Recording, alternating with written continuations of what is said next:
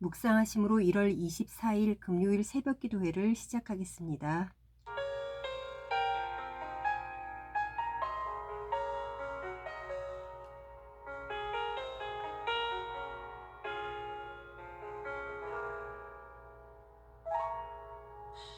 주님, 제 마음이 너무 둔해서 주님을 볼 수 없습니다.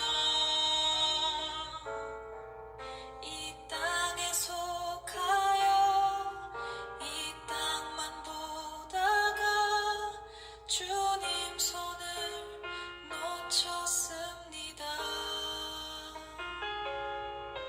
나는 나그네로 왔는데 왜 주저앉게 되었나. 나는 청지기인데 언제부터 내 삶의 주인이 되어버렸나. 믿음이 없이는 기쁘시게 못하나니 고된 수고도 다 헛될 뿐이라. 믿음이 없어서 무너진 삶의 모든 자리에 다시 주님을 기다립니다.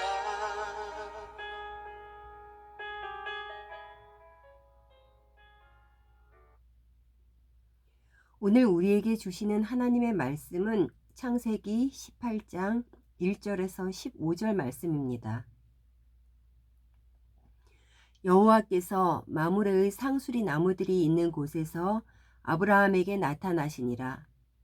날이 뜨거울 때에 그가 장막문에 앉아 있다가 눈을 들어본즉 사람 셋이 맞은편에 서 있는지라.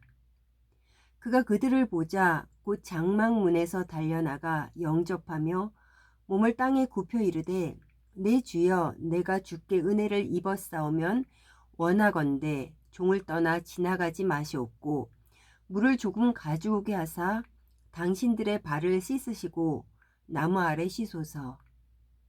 내가 떡을 조금 가져오리니 당신들의 마음을 상쾌하게 하신 후에 지나가소서.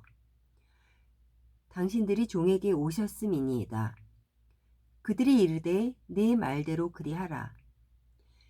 아브라함이 급히 장막으로 가서 사라에게 이르되 속히 고운 가루 세 스아를 가져다가 반죽하여 떡을 만들라 하고, 아브라함이 또 가축대 있는 곳으로 달려가서 기름지고 좋은 송아지를 잡아 하인에게 주니 그가 급히 요리한지라.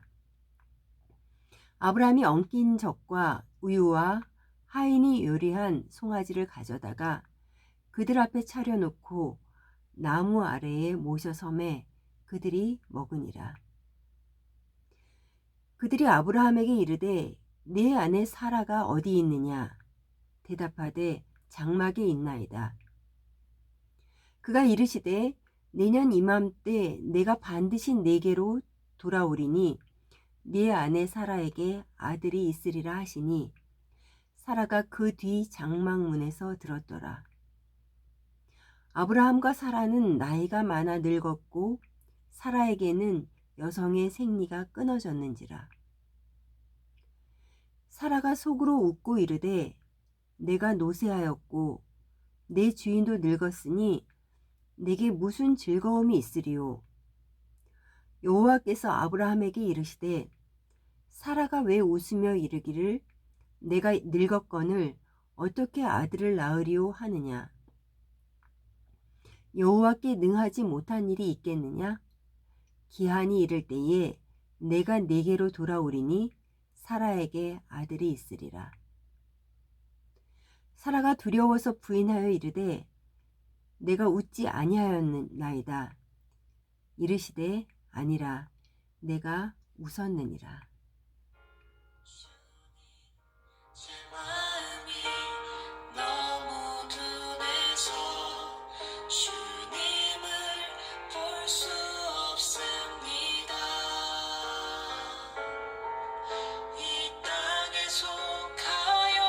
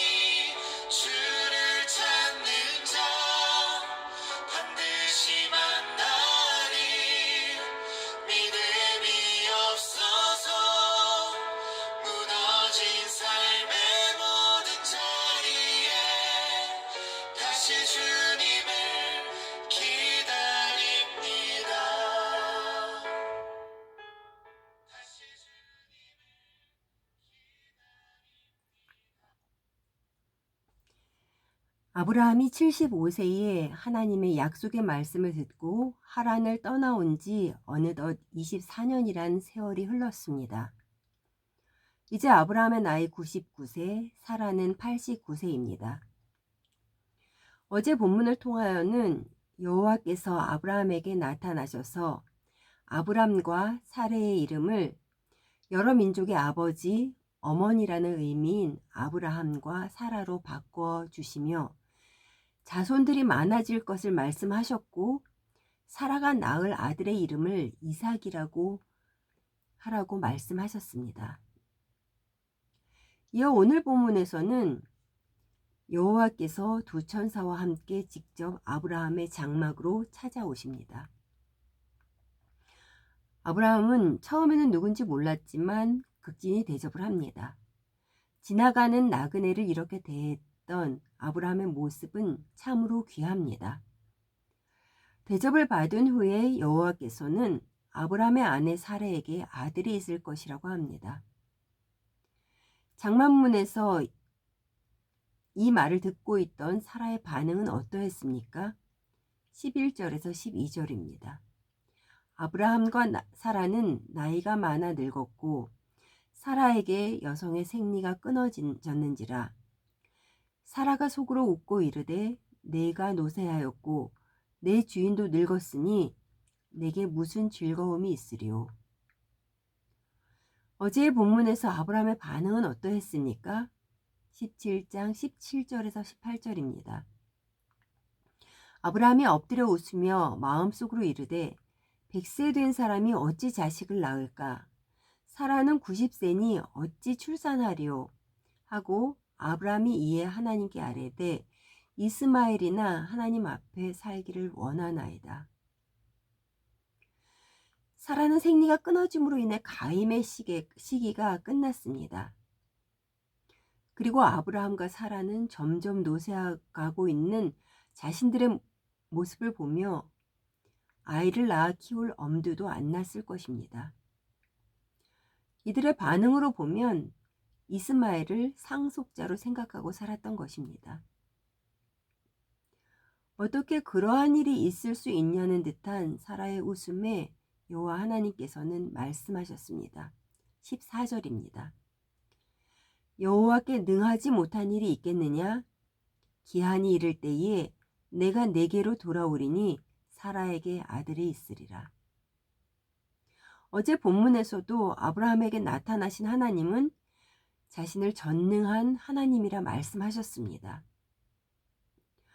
전능하신 하나님을 믿기까지 하나님께서는 아브라함과 사라를 기다리셨습니다. 그동안 하나님께서는 찾아오셔서 약속의 말씀을 상기시켜 주시는 것을 반복하셨습니다. 하나님께서는 약속의 말씀을 반복하시면서 24년이란 기간 동안 약속을 왜 실행하지 않으셨을까요? 전능하신 하나님이심을 진실로 믿기 위해서는 내려놓음이 필요하기 때문입니다. 조금이라도 내가 이루었다는 생각이 없이 온전히 내려놓고 하나님만 바라볼 때를 기다리셨던 것입니다. 인간은 연약하기에 조금이라도 내가 했다는 여지가 있으면 쉽게 교만해집니다. 하나님만 받으셔야 하는 영광을 내 것으로 만들어 버리게 되는 것입니다. 입으로는 하나님께서 하셨다고 하면서 다른 사람이 내가 한 것을 알아주기를 원합니다. 내가 기도를 많이 해서, 내가 성경을 많이 읽어서, 내가 인내했기 때문에, 내가 욕심을 내려놓아서. 하나님을 믿는 성도는 내가 라는 말이 빠져야 합니다. 철저히 하나님께서가 주체가 되어야 하며 진짜 나의 마음도 그러한지를 하나님 앞에 서서 나 자신을 보게 해달라고 간청해야 합니다. 하나님은 인간의 생각의 한계에 갇혀 있어서 약속의 말씀을 믿음으로 받아들이지 못하는 아브라함과 사라에게 말씀하십니다. 나는 전능한 하나님이라. 능치 못할 일이 없다고 말입니다. 시간은 많이 흘러갔지만 오직 하나님께서는 흔들리지 않는 믿음이 되게 하시려고 실수를 하더라도 그 눈높이에서 보아주시며 손잡아 일으켜 주시며 믿음의 한 계단 한 계단을 같이 동행해 주십니다. 사랑하는 성도 여러분, 여러분은 어떻습니까? 저 사람은 자신의 성격 때문에 변화가 어려울 거야. 저 사람은 세상에서 어려울 것 없으니 어떻게 하나님을 믿겠어? 나의 환경은 이렇게 앞뒤가 꽉 막혀 있는데 어떻게 달라지겠어? 등등의 생각으로 나의 생각의 잣대로 나에게 일하시는 또한 다른 사람에게 일하시는 하나님의 일하심을 제한하고 있지는 않으신지요.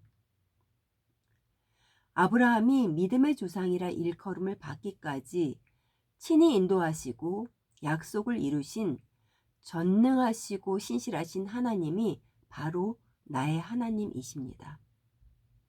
믿습니까? 2020년 전능하신 하나님을 온전히 경외하며 소망을 가지고 나아가시기를 소원합니다. 오늘부터 시작되는 설 명절에 만나는 사람에게 더욱 극진히 대접하고 겸손한 마음으로 대하여 주님의 향기를 흘러 보내는 복된 시간 되시기를 바랍니다.